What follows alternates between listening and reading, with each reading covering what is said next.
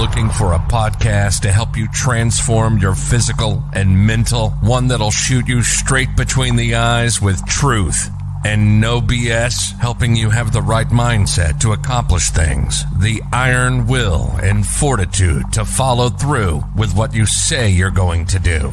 No excuses.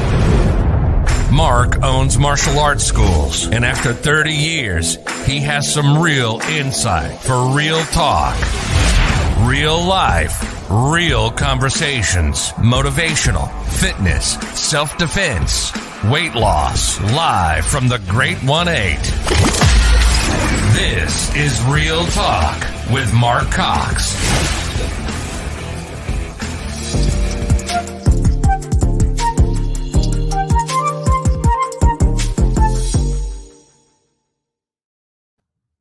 Alrighty. Good morning to those here on the West Coast.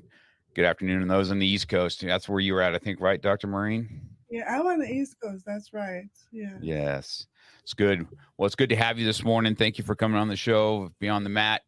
I'm looking forward to this. We've gotten to know each other a little bit through AMA and talk to each other. And so I'm looking forward to the hour. What I'm going to do is I'm going to just introduce you, and then I'll let you take over from there. But I'm going to read your bio that you sent me because it's pretty impressive on, the schooling and stuff that you have. I always find that impressive since I don't have any of that. So here we go. All right. So we have Dr. Maureen here. She's a behavioral scientist, a human development specialist specializing in multicultural change management. She holds a PhD and an MA in human and organizational development, a Master of Science in Applied Behavioral Science, and a Bachelor of Art in English. With over 15 years of experience in the World Bank, she has recruited, trained, and mentored and coached staff in areas such as diversity, equality, and inclusion. Driven by her passion to add value, she founded the International Center for Empowerment and Leadership, provided personalized coaching to Christian influencers. She also conducts leadership development programs for retirees with an entrepreneurial mindset. And as an author and ordained minister, she shares her expertise in unlocking potential and living purposefully. Dr. McIntosh and her son and family live in Virginia, huh? Is that where you're at? Yeah, in Alexandria, Virginia. So, yeah. I've been there. We have a school that opened up in Manassas. So I've been to Virginia a little bit. Oh, that's right. Okay. And that's where I ran into Emilio one time. They were there in Manassas doing something on the same weekend that I was there for their grand opening. And we got to Jose and myself. And that's where you see that picture of me choking him from behind. I snuck up on him in the restaurant right there and got to him. That's where we met. There in Virginia. Was that sometime in March or February that they were there? Yes. Yeah. Yeah, that's soon after the AMA. We had something in New Jersey, and I met you there. And I also met Jose as well. There. Yes. Yeah. He's a good guy. Well, Dr. Maureen, we're going to jump right into some of your stuff because in here it's interesting to me your bio here where it talks about well, first of all, it says she holds a PhD and an MA in human and organizational development. Mm-hmm. What's organizational development? What does that mean? It's always an interesting word to me because I'm one of those visionary guys. And so I got to have people that are super organized around me to get that. So this caught my eye. What's organizational development? Okay, let's break the two words apart. Unpack them. An organization needs to be developed, right? Mm-hmm. So to develop an organization, you first have to have a concept for the organization or the business. And you have a vision for that organization. And you also want to influence people or sell a product.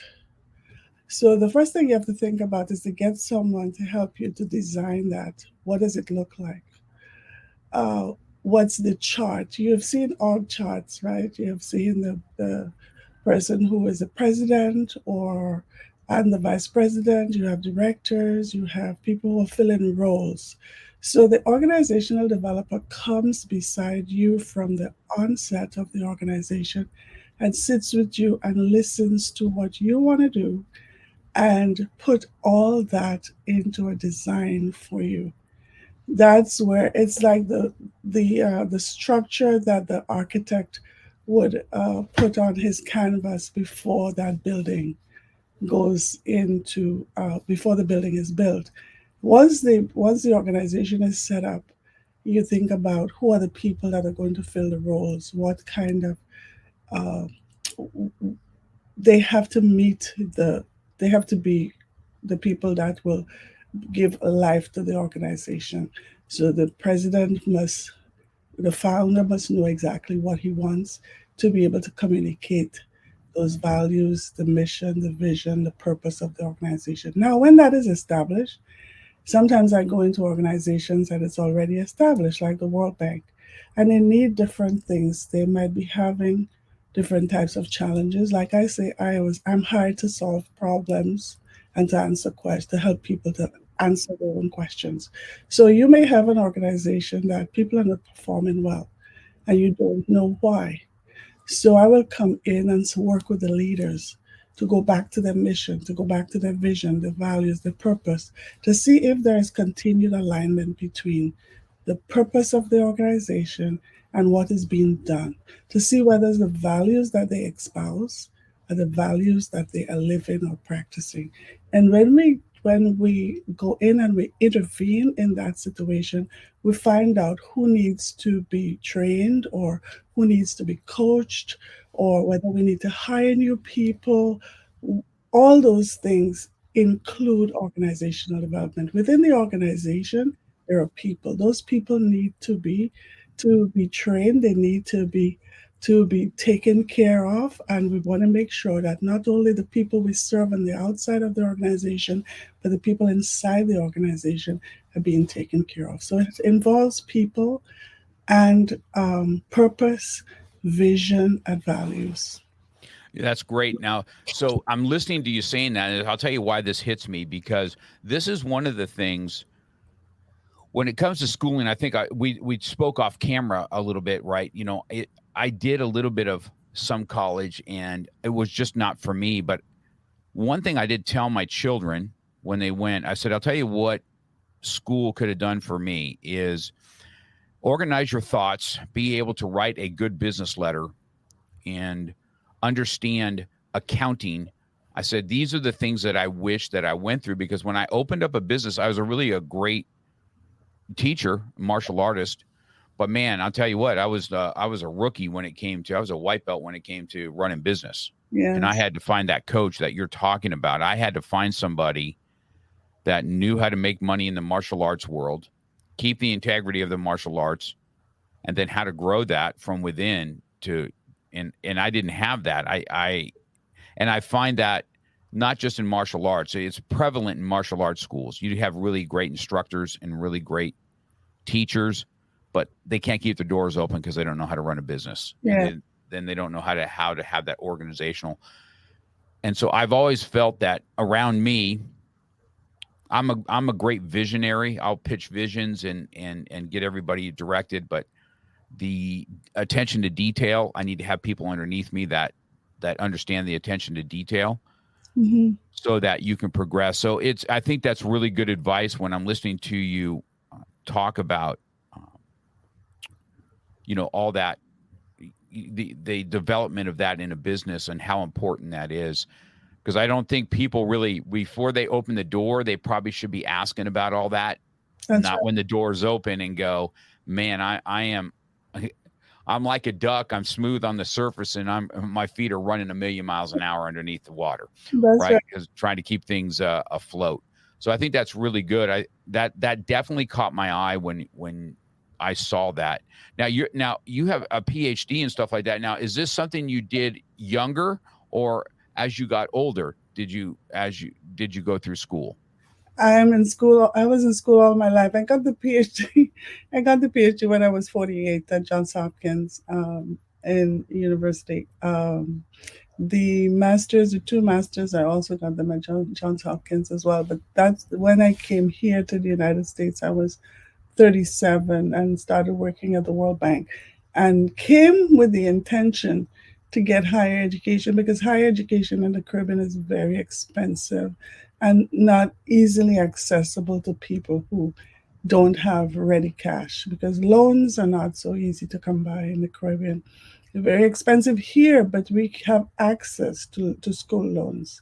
So I Mm. got it here, and I got the bachelor's in Costa Rica. I lived in Costa Rica for 8 years as a diplomat's wife. So while I was there, I went to Bible school and I also went to university to learn the language for one, and also to be able to communicate effectively in both English and Spanish. So that's where I got the English bachelor's. So, do you think that going to school when you're a little bit older, do you feel like there's a different appreciation and you have some life behind you that it kind of helps formulate when you're going for masters and PhDs? Not having the experience of not having an education like that when I was growing up, I wouldn't be able to compare it. But let me just say from my experience, when I was going to high school, my mind, my brain was not so developed. There were concepts that I didn't quite understand. There were practical applications of these concepts that were foreign to me. So I would say, Mark, you're right. While you're working and going to school, you have the practical experience and you can align those with the theoretical. You can see how the theory works in practice. So for me, while I was working at the World Bank, I had the good fortune to use what I was learning in real time. I did my research at the bank and at the International Monetary Fund. When I had to interview leaders, they were right there. So I took what I was learning right from school into the workplace. And the good thing was that when the organization, my managers saw how well I was using what I was learning in the workplace without asking for help, they offered to continue paying for my education. So, yes, it was really good to be able to see the theory in practice and a real time and to see the changes that were taking place within the organization as I worked there. So it was just very rewarding for me to see that this education is really going to benefit me. So now the World Bank, that's what you did for a while. Now, did you retire from there or are you still there? I retired from there in 2002. I got my PhD in 2001, but I continued to consult with them up until 2014. So you stayed kind of as a consultant after that instead In- of like employee. Internal, yes, Got internal it. consultant, yes. Okay. And so when did let's talk about the book that you wrote. So when did the book come into play that you wrote? I wrote the book last year. It was published. Live Your Life from the Inside Out is the book that I have here right now. It was published last year, July. Last year, July. Mhm. So you did your book last year. Yes. And when what made you decide to become an author? Let's talk about that. Is it something is a natural progression based on your life's experiences and you're like, hey, I want to write about this? Because that's where mine was when I had thought about it for such a long time and I just kind of threw it, finally I just kind of did it, without Yeah. thinking about it anymore. I just kind of jumped in and said, okay, I'm going to do this and let's just get and do it. Now I'm an advocate for everybody. I think everybody should write about their life and keep it for their legacies and their children and stuff like that. So what made you decide to go with this? And let's talk about that title and what this book's about. So I have been teaching and mentoring and coaching and speaking within the bank in my community meaning my church, for many years. So I have over 35 years of experience in teaching, coaching, mentoring. And I designed many coaching programs, mentoring programs, and stood at the pulpit and taught. And people kept asking me, do you have a book? Do you have a book? And I said, no, I don't. When are you going to write a book? Mark, if you know anything about writing a PhD, when you're done, you don't want to write anymore because you have lived your life just researching. Almost it takes a lot out of you.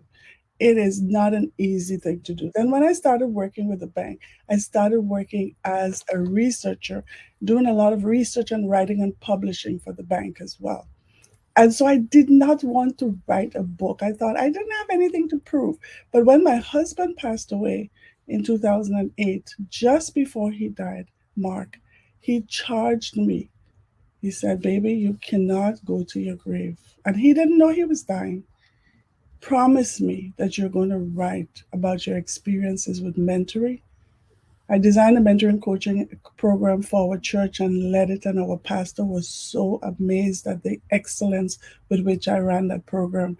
Just before my pastor died, again, 2 years, 3 years ago, he said to me, "Please write about your experiences." My dissertation, uh, my dissertation chair, he begged me to write.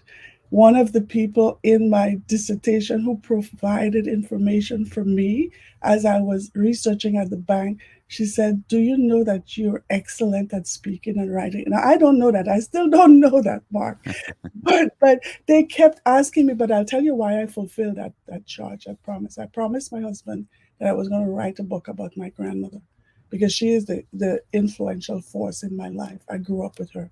And I didn't want to die without writing that. And I didn't know what I would write about. So I decided to write about how I lived my life growing up in the Caribbean in a very small island, 4,000 people living on the island with just nothing to show that I would be where I am today. Today, I live what I call an influential, affluent life for me. And I'm very happy because I know that had it not been for the education and the mentoring and the coaching that I received from my grandmother and people in our community, I wouldn't be the woman I am today. And I thought, you know what? I heard Miles Monroe, who was a mentor of mine before he died in that fateful plane crash 7, 8 years ago. He said, "Don't rob the grave of all of your skills, talents, abilities, and resources. Don't go to the grave with that."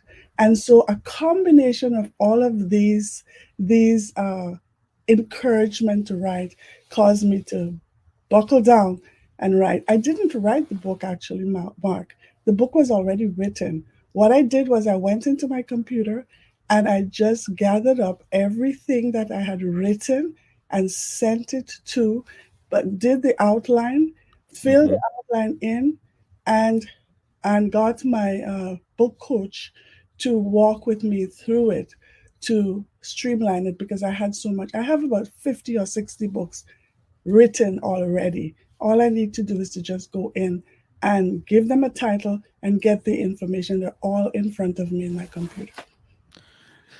That's interesting. So you've kind of already written books through life, and then you got to go ahead and send them off in an outline form. Yes. And then you had somebody else help you facilitate the book so that it can be put into your words through your outline. Yeah, so we worked on the outline, we worked on the message that I want to bring to my reader, why I want to bring the message, what is it the reader must take away.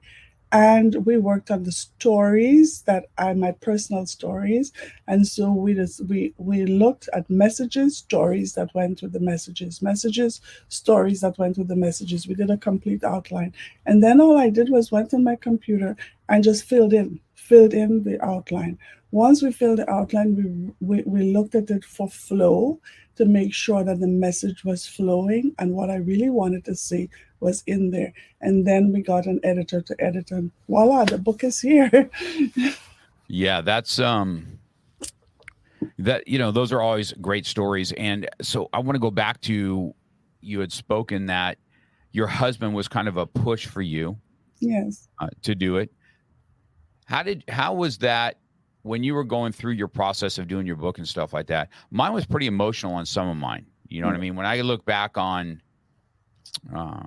some of the stuff that I put in my book, it was pretty, I had some tears sometimes because I did kind of the same thing you did. I had an outline, And then I was having a really hard time. I was so with all this kind of stuff that I had somebody else that helped me formulate my thoughts. So we would meet on a weekly basis, and I would tell her my stories, and then she would help me put those to words.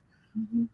And it was, and then then the book continually grew, and until my stories kind of came out. But it was pretty emotional for me on some of those. I mean, how was it for you losing a husband and then having to write your book? I mean, was there tears coming through there, or reminiscing of it? How did that go for you? Because it was pretty emotional for me. I'm not going to lie, man. There was some of these, I've lost some students myself in death, and I've carried baby caskets to their Oh, funeral and stuff like that. So, yes. Painful situations are really emotional. I wrote the first two chapters of the book the week he died. mm, And I didn't realize that I was writing a book. How I'm a journaler, so I journal on my computer. I would open up a page. Now I open my notes and I start pouring out my emotions because that helps me. So I wrote the first two chapters of the book without even knowing. And with this anthology, that chapter was also written. So going back to your question about the pain and what it was for me, I had gone through the pain. I had spoken about it in church. I had spoken about it in many different environments. And each time I speak about it, it seems as though I'm being released from the pain and I'm being transformed as I speak. That's why I call this new book that we're writing Transforming from Pain into Purpose, because as I went through the transformation from day one to the funeral, to going to the Netherlands, to speaking at the funeral, all I saw I had gone through. You see what I mean, Mar? I had gone through all of it. So when I was writing again, yes, I was crying. I had music in the background, religious music, to bring me into the place where the music can soothe and wash my soul. And as I was doing that, I felt the presence of God helping me with the emotion to write again what I had experienced. So, yes, you're actually right. I tell my clients who are writing with me right now to see what they're experiencing and to find a place where they can feel comfortable, experience the emotion again, and see how they are being transformed in the moment of writing into the best and highest version of themselves. so what made you go to? So you had that, correct? What Yes. made you go from this to go have an anthology, to have other authors do that? What what was the trajectory for that? What did that look like? Yes, that's a very good question, Mark. I was preaching a sermon. I was asked to preach a sermon on Thanksgiving Day last year. And I thought to myself, you know what? I don't want to do the sermon all by myself. Let me get some people who have Thanksgiving.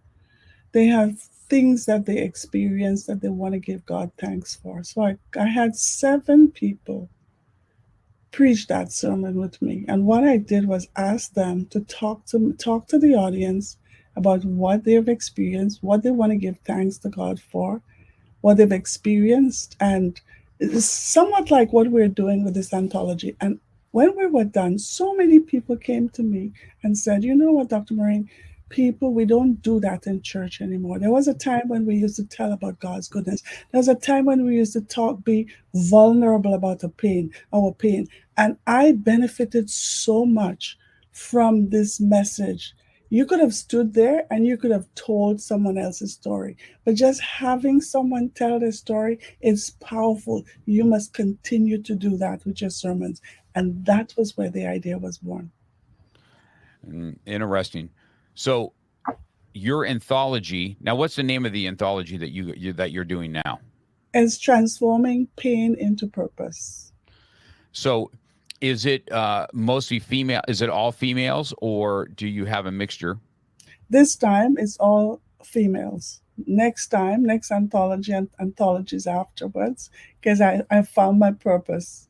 I found exactly, I'm having so much fun. helping these women through their pain, to put their pain and the transformation into purpose, seeing them transformed again. It seems as though God has just said to me, that's what you were made for. So we're going to have this one launched in January 4th with Emilio. And I'm so happy that I met Emilio and Daniela, just wonderful people. We're going to launch that in New Jersey. And immediately after that, we're going to get men and women. I want also to reach out to some of the nurses that went through COVID. I met a nurse the other day, and she was telling me about what they went through during COVID. And I think that I want to dedicate an anthology only to the nurses to tell us what they experienced being pastors, being coaches, being mentors, being counselors during COVID when people were dying, and these nurses they were transformed, and their family members didn't see them. So there's an experience there that I don't know if anybody else is writing about it. I'm sure they are, because usually when one person has an idea, many people have the idea. But I want to bring their pain, their experiences out to the world in the best way I could. So yes, this is women. I will have women and men. I will have one dedicated to pastors and their wives, and one dedicated. They're coming to me now. The ideas are coming to me, and one dedicated to nurses. And nurses are usually male and female. What they experienced in order to bring us through this pandemic. Yeah. Yeah, that's good. That's my next one is I'm doing an anthology too right now. This is in the martial arts world, because after doing my Beyond the Mat book, I feel that there's a Beyond the Mat anthology, which is now I'm going to my people that I've kind of brought up in the martial arts, and they have their own stories now on what they do. Yes. And I think that, they've all transformed lives. They've had thousands of students come through their doors. And I think that it's a great way to get people to go paper to pen. It's only 1,000, 1,500 words. It's not something that's going to be super difficult. It's a chapter, and you organize your thoughts, and away you go. So I'm working that myself right now and getting ready for that. So I understand where that's coming from. That's great, Mark. I would love to read that when that comes out, because I know you Yeah. do a great job. Yeah, I'm really looking forward. I'm a big advocate now that I've done it myself to try and get these guys. I said, hey, man, I said, look at me. I said, I took a GED out of high school, and I did a little bit of college. I said, I'm not one of these that you would ever think was going to be an author. But there are ways to break through the fear of pen to paper, because that's what I had. And there's ways to, have other people get your thoughts on paper the way you want to see it. And so it's not an impossibility. Yeah. And it's not there's cost involved, but it's not something that's just so over the top that it can't be done. And then you get somebody like Emilio, and they understand how to help you navigate costs so that you can make some money with your book, cover cost, and be able to share it with the world. Yes, they have a great process. Actually, the structured process that they have is good. I also have a publisher, and I didn't go with her this time, because when I called to find out whether she could help me with the anthology, she couldn't. So it was very fortuitous that I did meet Emilio in December of last year, and he had exactly what I want. And so I would encourage anyone who has a story to tell that they do it, and do it now, because it also heals the healing, and it also helps you to leverage the challenges and adversities that you have encouraged, that you have experienced, to help other people to see that challenges don't come to make you bitter, they come to make you better. But sometimes people will see challenges as coming to break them, but no, without the challenges, as you know, we cannot become the version of ourselves that we were destined to become. Yeah, that's definitely true. 100% for sure. Mm-hmm. So that's great. So let's go into right here on your next one here. We're talking about you were driven by her passion to add value. She founded the International Center for Empowerment and Leadership, providing personalized coaching to Christian influencers. Let's talk about what International Center for Empowerment is. That yours? Yes, I founded that. That's an International Center for Empowerment and Leadership, and I founded that before my husband died. Mark, I did it, and I didn't know what I was going to do. I had a coach, and she said to me, "What do you want to do?" First of all, to get into university to do a PhD, they want to know why they should give you a PhD. So you have to sit with the people interviewing you to find out, why should we even waste time on giving you a PhD? So you have to sit and think about, who do you want to impact? So that idea for the International Center for Empowerment and Leadership, and international, meaning not only here in the United States, but globally, because the World Bank is a global organization. And I said to you, I worked at the bank when I was working on my PhD. So I had to write my mission statement. I had to write my vision, my values. How did I want to impact? Who I wanted to impact. So that International Center for Empowerment and Leadership is basically to empower, empower through coaching and mentoring and teaching, and all these instructional modalities that we use in order to empower.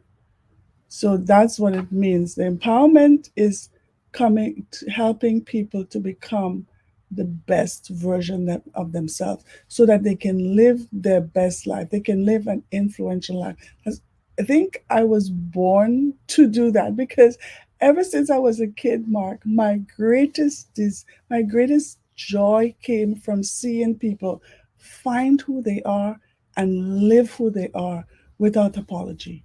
So that's what the International Center for Empowerment and Leadership. When people come to me, they must be empowered to do what they identify, or what we identify together, that they really want to do. So now I say to people, do not compromise your divine call for a 9 to 5 job. You can be in a 9 to 5 job, but know this: in the 9 to 5 job, you must know that that is your calling.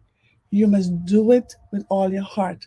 And if you're doing it and you're not feeling fulfilled and you're feeling stressed, let's take a look at what it is you really think you want to do. I would say to people, I want you to write your life, design your life. If you had only 1 week to live, what would be that thing you really want to do that you can't afford not to do before you died? I ask people to write about, what is it you want to say to your loved ones that you have accomplished. So we work on your dream life. What is your dream life? What would your life look like if you had the opportunity to write it and to live it? So that's what empowerment is. And the leadership part is influencers.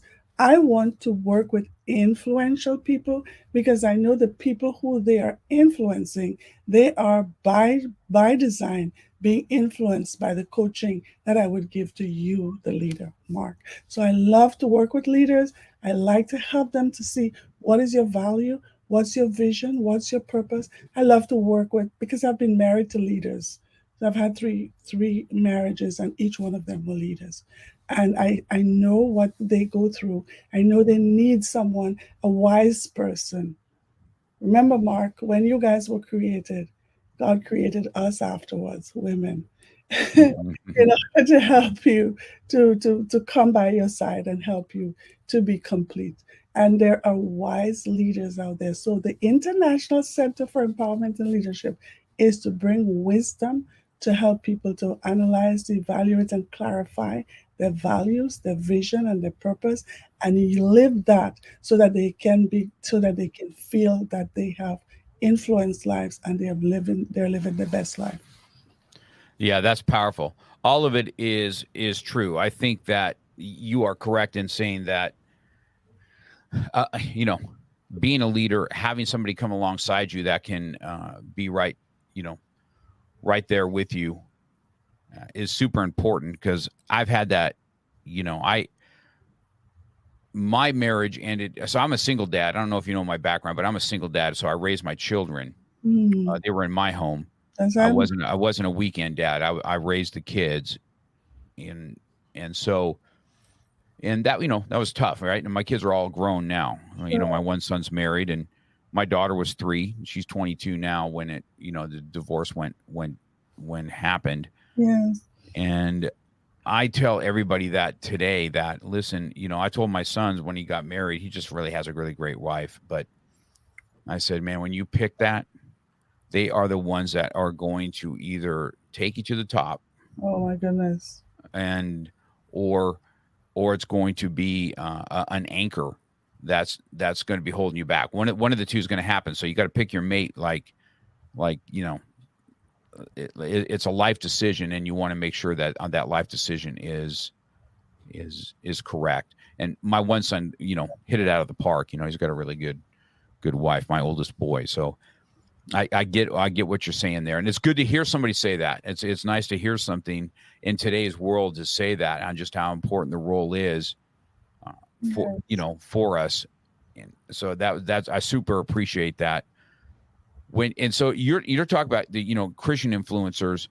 Do you also do any mainstream people that are needing coaching, or do you concentrate on Christian influencers more like the church? What's your take on that?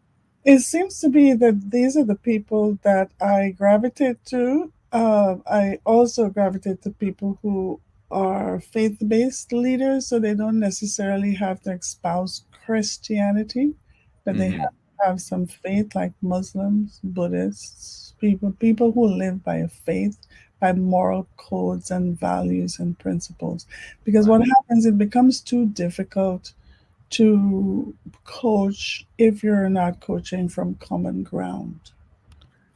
Excellent. That's an excellent point. Yeah, you are 100% true on that. Yeah. And that's almost like in marriage, right? You got to have that common ground, or there's a there's a back and forth. Man, that's really powerful right there, what you just said. Yeah, you have to have a common ground in order to be the coach. Yes. One of the things that we studied when we were at school, I did my coaching certification from Georgetown University. So I'm certified by the International Coaching Federation. After I got the PhD, the bank wanted me to have that certification in order to coach their leaders and executives. So one of the things that we were cautioned when we're coaching is to ensure that whatever it is we are espousing in our coaching, we ourselves are living it. So we are the role models, and common ground for me, I consider myself to be light and salt, and whatever I say or do needs to bring light to a situation where there's darkness. And everybody understands what that means. I'm using analogies here. Where there is a mess, where there's a problem, I'm a problem, helping people to solve their problems. And so we have to start from a place of commonality, because if you have to try to figure out where people are in their values, and they're not being authentic, and they're constantly struggling with what their belief system is, I would rather not do that kind of coaching. Do you see what it makes it too messy? So I decided the people that you would say my avatar are in Christian, let's say faith-based influencers. As long as they're influencing in some way, and if they're influencing in the community, in their homes. I just reached out to someone in our community back in Grenada, an influential leader, offering to go help him. He's a leader of our country, to go support him in the values that he wants to bring to the whole country. Just waiting for a response from him. And this would be to give back to my country what they poured into me. And that's in Grenada. So faith-based, and he's a man of faith, and he talks about values and visions. And when I heard that, I was so excited. I thought I need to reach out to him to see whether he is interested in using my help. Yeah, that's great. That's great. Let's talk about this little thing right here. It says she also conducts leadership development programs for retirees with an entrepreneurial mindset. Yeah. Talk about that. Yes. So when I was retiring, it was the entrepreneurial mindset that got me to retire. I still had many years. I was only 48 when I retired from the bank. But I was always an entrepreneur inside the bank. I'll tell you how. The department that I worked with, they didn't at one time they didn't have to pay my salary. I'll tell you how. I would go out and look for managers that needed to be coached. And I was looking for my clients inside the bank. And when I found those ladies, most of them were ladies that needed to be coached as the mid-level managers. I made a contract. We drew up a contract for my department that they would pay me, that's the manager of that department, would pay my department for me coaching those people. That was Uh, something that was never done within the bank. So I constantly would leave my job, hire someone in my job as the manager, and go out there and look for people to coach. And when their manager agreed that I coach them, their manager sent money over to my department. So my bosses never had to pay my salary. So I had this entrepreneurial mindset. My father was an entrepreneur. He had lots of businesses. My grandmother was an entrepreneur. Eventually I said one day, you know what? This is not what I want to do. I really want to go outside of the bank and start my own business. And I know that in talking to people within the bank, I've heard stories of people, I'm just doing this, but when I get out of here, I have something else I want to do. So there are many people within organizations that have an idea and they just need someone to come alongside them and flesh out that idea. Sometimes they're afraid. They're afraid. Some of them are within the organization. They have that idea, but Mark, they're afraid. They're afraid to give up the job because, and rightly so, because they have responsibilities. But I would say to them, if you give me 12 weeks, just 12 weeks, I am going to help you design that organization, design that business, and in 12 weeks, you're going to at least match or begin to earn more than you were earning. It has happened to me on several occasions in Costa Rica, in here in the United States of America, doing stuff. I can see that there's a lot of money to be made, but people just need to know to have someone to come alongside them and encourage them. Because I say you have to go through your fear in order to get on the other side, because the other side of your fear is your success. that's definitely true. I find that really, really good because I'm not sure on how it was set up for you, but I know that being an entrepreneur now, getting into my age, I have even myself, I have an entrepreneur mindset also. So I'm always kind of doing things, trying to use the main business in order to launch some other avenues to create something. Because if we rely on Social Security, Oh my there's just no way. It is just, when I look at what my life's work is and how much a monthly payment I'm going to get, I'm like, you got to be kidding me, man. I know, and it costs so much to live in. Yeah, have you ever done done an evaluation of how much it costs to be alive for one day? No, I've never done that. That's how granular sometimes I become. Sometimes God has to speak to me and say to me, "How do you know that is going to be the cost tomorrow?" Because costs, they move up and they move down. But given what we have, I would sit down and think, okay, how much does it really cost for me to live in one day of my life? And then I extrapolate from one day to 365 days, and then to 15 and 20 years. One day I came up with these millions of dollars, and I thought, oh my God, I'm not going to have enough money to live. I'm not encouraging anybody to do that. That's not walking by faith. Okay? That's, that's true.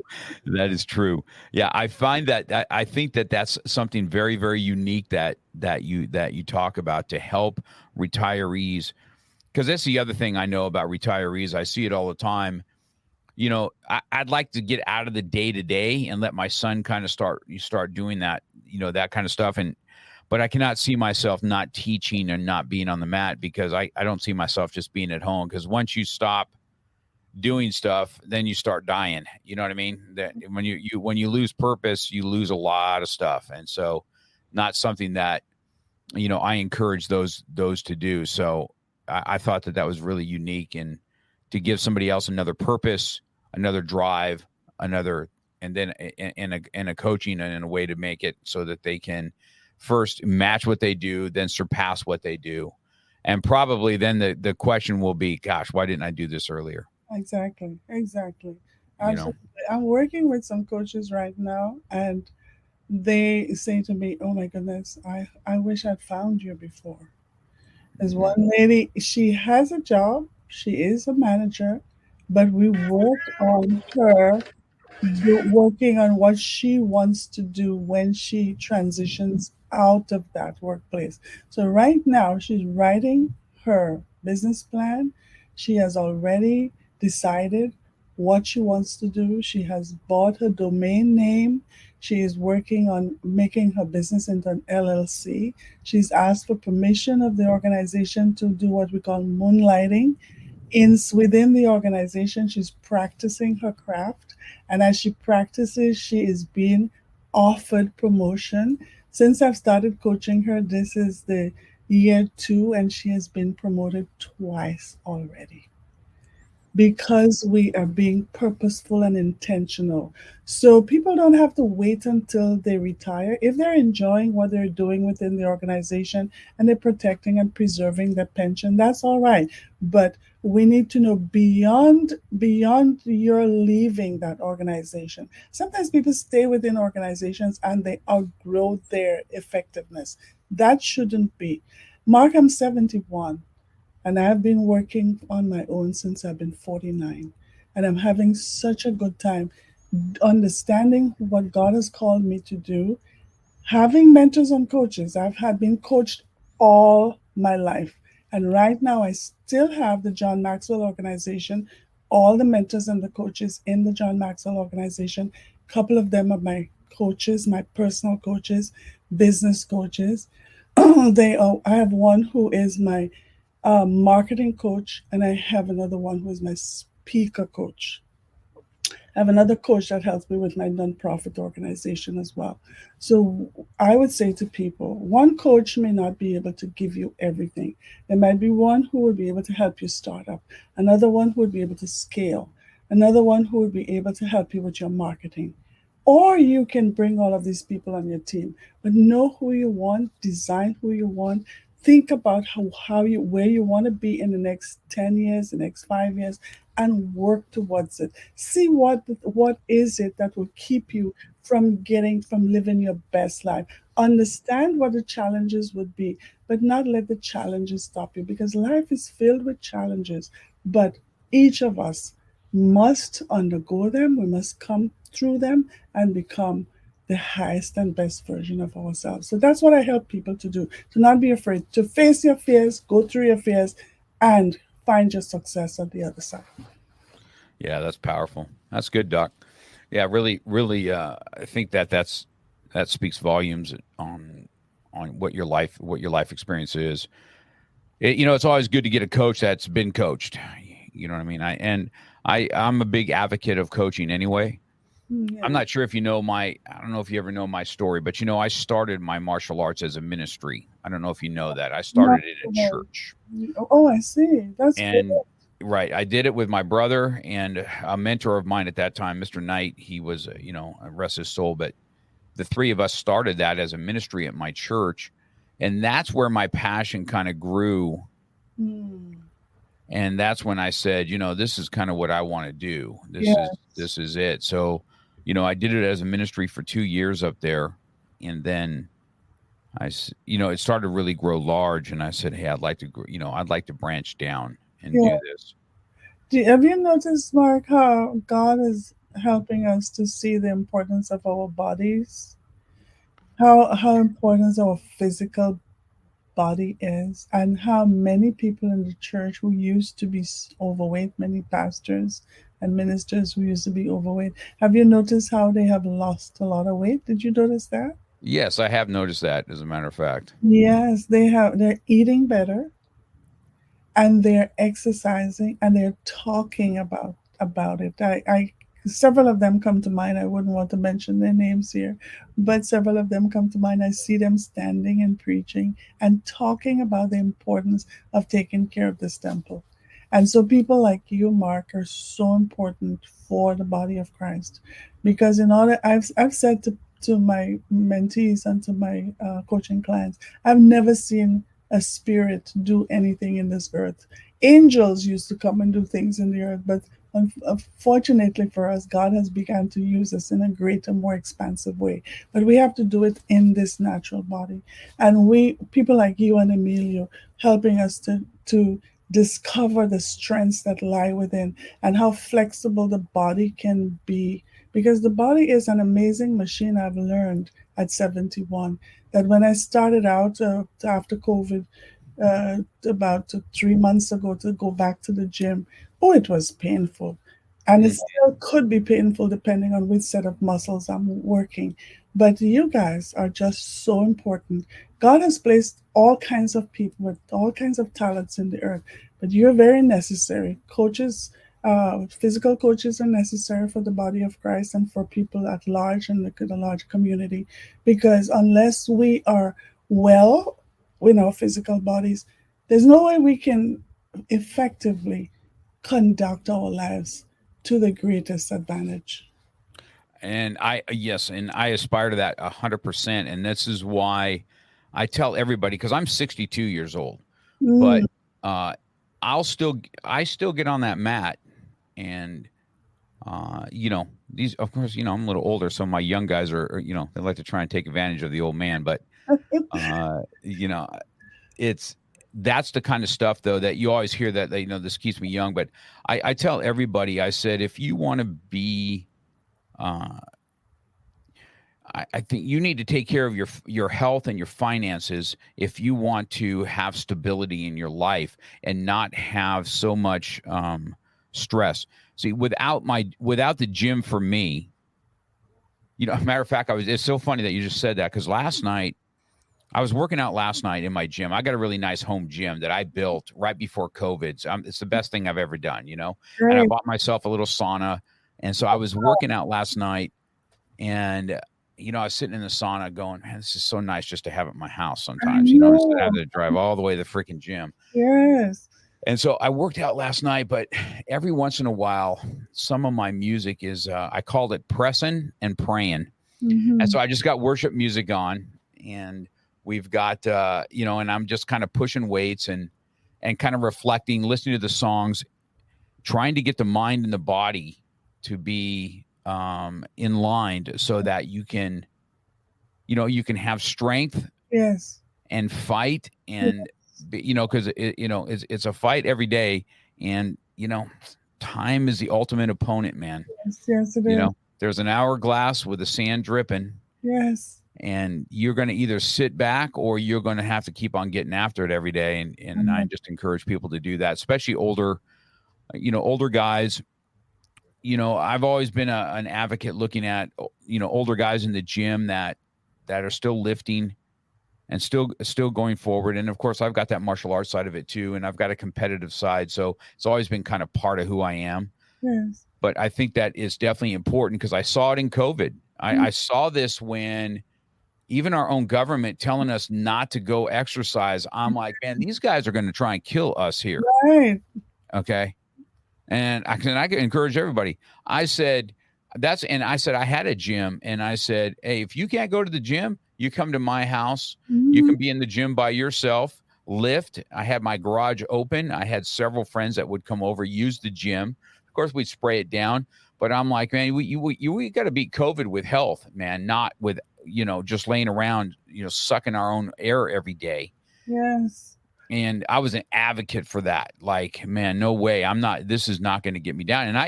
And I got COVID when, matter of fact, I had it last December again. But, it was, man, I'm telling you, I've had a flu that was worse than the COVID that I got.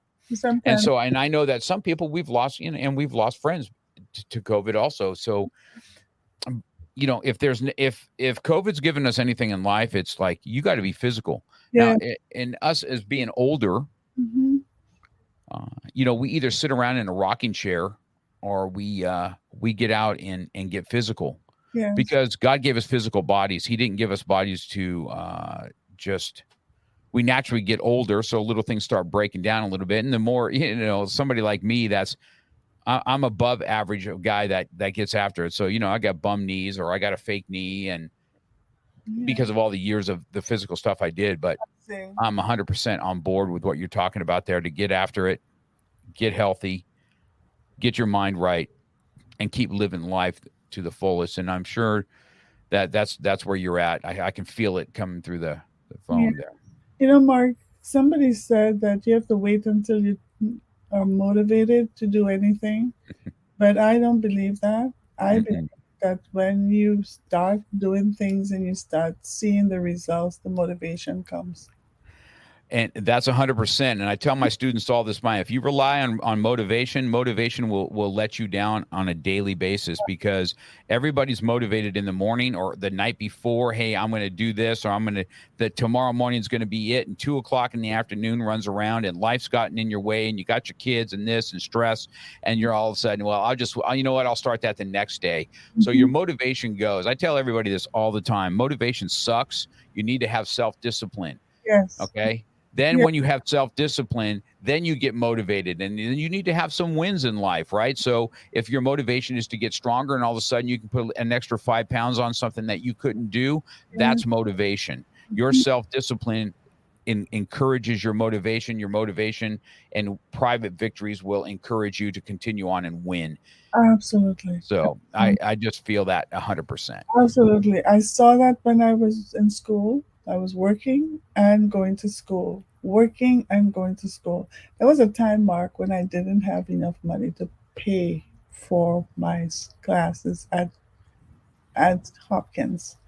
Those classes were expensive. It sounds expensive. $2,000, $4,000. You know what I did, Mark? I started making something in Trinidad that we call the rotis. I don't know if you ever heard of that. I learned to make that when I was living in Guyana as a diplomat's wife. And there were many Indians in the bank. They loved that stuff. And every weekend, my husband loans me $200 to get all the pots and pans and all the things I need in order to start this business. And I would sell 50 rotis at $5 every week. And that's what I used in order to help me to pay for some of my classes. Because at that time, I had just started, and people just want to see you succeed. The bank would want to see me succeed before they start helping me to pay for the classes. So I say to people, whatever it is we have to do, you don't wait to be motivated. You have to be disciplined, and you go after what you want, or whatever you have to do in order to get where you want to go. You have to do it, and sometimes you got to do it alone.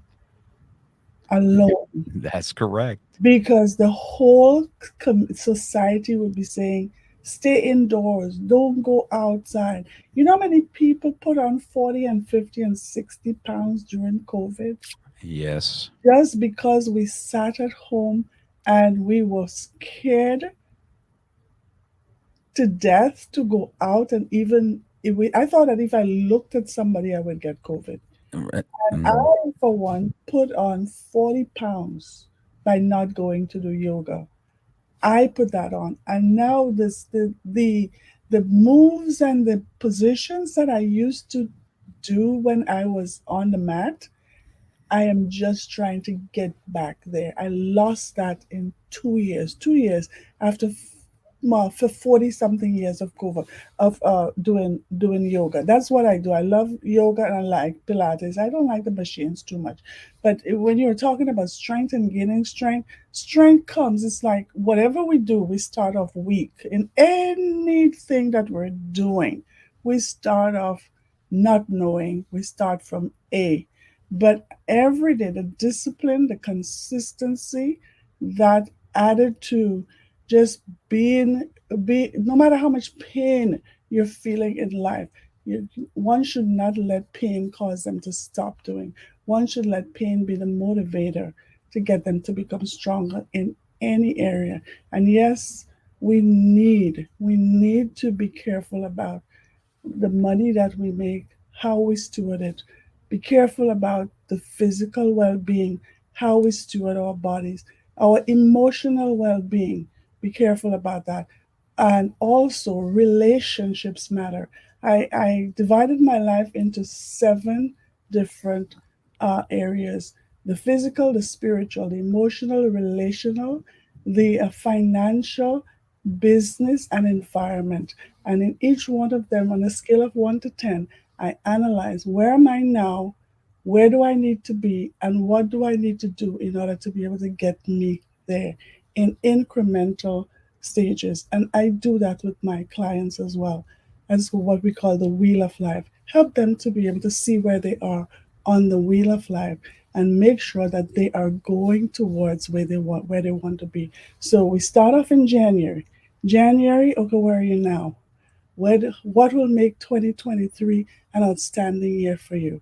Let's start working on that. And every 3 months, we come back together in a summit. We take a look at where they are and what they have done, what stood in the way, what is it they need to do, what sacrifices they need to make, who are the people in their corner, and then we go on to that. At the end of the year, we celebrate our wins, celebrating 3 small wins every 3 months, celebrating the final win at the end of the year. And that's how I take my client through a trajectory of getting to from where they want to be, where they are to where they want to be. Unless we have that in life, we find out, Mark, that life ends and we did not do that important thing that we wanted to do. So I encourage everyone, if you have a mentor, a spiritual mentor, coach, whoever it is that is speaking to your life, be sure you also have an accountability partner, because without accountability, you're not going to get to where you want to go. So that's basically how I live my life. These are such good, awesome last words. As I told you, our hours going to go by quick. Yes. We're an hour and 2 minutes in. So I think that is a powerful way to end this power hour that we've had with your words of wisdom there. This has been an awesome hour for me, Dr. Maureen. I really enjoyed this and look forward to watching your book launch. We'll be on calls together. I'll have this in audio format for you before the end of day, and then you can start sharing this out. The YouTube link will be out there. You can start sharing that all you want. I've sent that to you already, and so anybody can watch it live. But I'll have the audio podcast of this also, and we'll talk soon, because you talked about wanting to have your own podcast. I think you have a lot of wisdom. I think you have a lot of things that you can do for people, and we'll have that conversation. Does that sound good? That sounds good, Mark, and I appreciate you having me on. All right. You look great. I wish you were living in this area. I'd come to the sauna and get some exercise for me. I want to get in shape, right? Yeah, sounds awesome. Yeah. All right, man. We'll see you, Doc. Thank you so much for everything. Thank you so much, Mark. You've been listening to Real Talk with Mark Cox. Real life, real topics, real conversation. We're passionate about motivation, fitness, self-defense, weight loss, and coming at it from a real angle. We hope you've gotten some useful and practical information from this show. And we hope you had fun. We know we did. We'll be back soon. But in the meantime, hit us up on Instagram and Facebook at MarkCox100. Make sure to subscribe and review. And tell a friend or two about the show. For more, hit up the website at markcox.com. Till next time, keep it real.